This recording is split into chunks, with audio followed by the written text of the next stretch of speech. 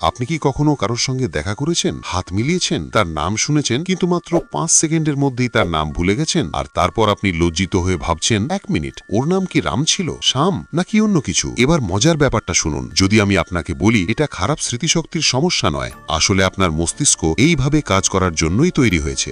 আরও অবাক করার মতো বিষয়, যারা সহজেই নাম ভুলে যায় তাদের মস্তিষ্ক কখনো কখনো আরও বেশি স্মার্ট ও শক্তিশালী হয়। অদ্ভুত শোনাচ্ছে, তাই না? কিন্তু এই ভিডিওর শেষে আপনি বুঝতে পারবেন কেন আপনার মস্তিষ্ক ইচ্ছাকৃতভাবে নাম মুছে যায়, এর পিছনের লুকোনো বিজ্ঞান, এবং কিভাবে আপনি নাম ভুলে যাওয়ার সমস্যাটিকে সঙ্গে সঙ্গে ঠিক করবেন খুব বেশি চেষ্টা ছাড়াই। চলুন একটু আনকমফোর্টেবল কিছু দিয়ে শুরু করি। আপনার মস্তিষ্ক নামকে গুরুত্বপূর্ণ মনে করে না। হ্যাঁ, সত্যি ভাবুন তো, যদি আমি বলি এই লোকটা মজার, সাহায্যকারী এবং কনফিডেন্ট, আপনার মস্তিষ্ক এটা সঙ্গে সঙ্গে মনে রাখে। কিন্তু যদি আমি বলি তার নাম রামু, আপনার মস্তিষ্ক বলে ঠিক আছে, কিন্তু এতে কি আসে যায়? কারণ নাম হলো শুধু লেবেল, আর নাম আপনার মস্তিষ্ককে বলে না যে এই মানুষটি কি বিপজ্জনক, সে কি আপনাকে সাহায্য করতে পারে, আপনার জীবনে কি সে গুরুত্বপূর্ণ। তাই আপনার মস্তিষ্ক চুপচাপ নামকে ডিলিট করে দেয়। মানে আপনি মনে রাখতে খারাপ নন, বরং আপনার মস্তিষ্ক এফিশিয়েন্টলি কাজ করছে। এবার একটু গভীরে যাই। যখন আপনি নতুন কারোর সঙ্গে দেখা করেন, যেমন একটি প্রোগ্রামে, একটি পার্টিতে অথবা সাধারণ পরিচয়ের সময়, তখন আপনার মস্তিষ্ক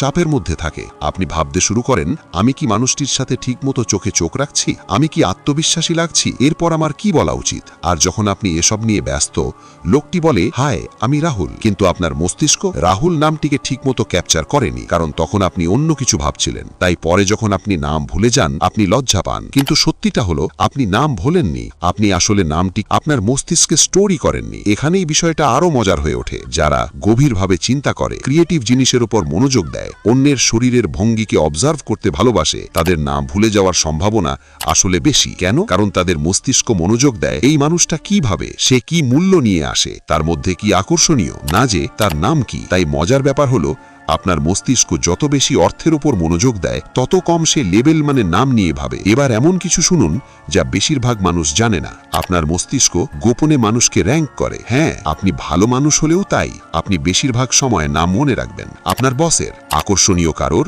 গুরুত্বপূর্ণ কারোর, আর নাম ভুলে যাবেন সাধারণ পরিচিতদের, যাদের সঙ্গে আপনার লাইফস্টাইল ম্যাচ হয় না। এটা নরমাল, আপনি এটা নিয়ন্ত্রণ করতে পারবেন না। আপনার মস্তিষ্ক সবসময় জিজ্ঞেস করে এই মানুষটি কি আমার কাছে গুরুত্বপূর্ণ। যদি উত্তর হয় খুব একটা নয়, নামটা মুছে যায়। নাম ভুলে যাওয়া মানে এই নয় আপনি ফালতু, আপনি অস্থির, অথবা আপনার স্মৃতিশক্তি খারাপ। এর মানে হলো আপনার মস্তিষ্ক অর্থহীন তথ্যের চেয়ে অর্থপূর্ণ বিষয়কে বেশি গুরুত্ব দেয়। এবং সত্যি বলতে এভাবেই একটি সুস্থ আর ভালো মস্তিষ্ক কাজ করে। বন্ধুরা, যদি এখনো পর্যন্ত আপনারা একটু হলেও কিছু শিখে থাকেন, তাহলে অবশ্যই ভিডিওটিতে লাইক করতে ভুলবেন না। এবার আসছে শক্তিশালী একটা বিষয়। যারা নাম মনে রাখতে এক্সপার্ট, তাদের স্মৃতিশক্তি ভালো নয়, তারা শুধু একটা সহজ কৌশল ব্যবহার করে। তারা সঙ্গে সঙ্গে নামটাকে অর্থপূর্ণ কিছুর সঙ্গে যুক্ত করে। যেমন কোনো ফরেনার ব্যক্তির নাম মাইক, একটি মাইক্রোফোন কল্পনা করুন। টেলার, কাপড় সেলাই করা একজন মানুষের কথা ভাবুন। অথবা আরো ভালো, কথোপকথনের মধ্যে নামটি বারবার উচ্চারণ করুন। আপনার সঙ্গে দেখা করে ভালো লাগলো রাম। তো রাম, আপনি কি করেন? এতে আপনার মস্তিষ্ক বলতে বাধ্য হয় ঠিক আছে, মনে হয় এটা গুরুত্বপূর্ণ।